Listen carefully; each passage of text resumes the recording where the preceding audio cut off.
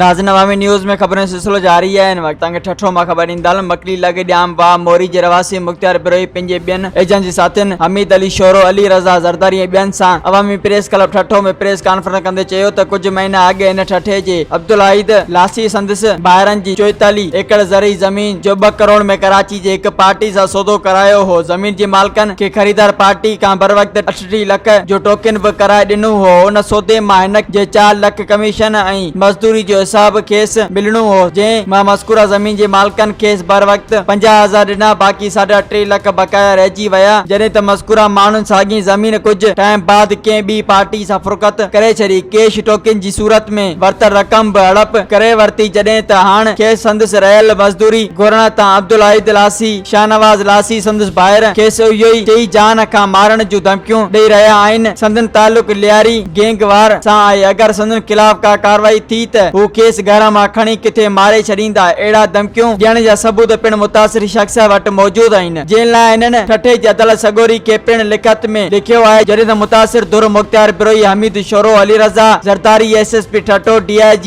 Hyderabad IG Sindh ऐं ॿियनि वसवारनि आला अदारनि खां फौरी इंसाफ तहफ़ुज़ जी घुर कंदे संदन बकाया रहियल 3.5 लख रुपया खेनि वसूल कराइण जो मुतालबो कयो। मज़ीद खबरों और तफसीलात के लिए विजिट करें हमारी वेबसाइट www.awamiNewsHD.com।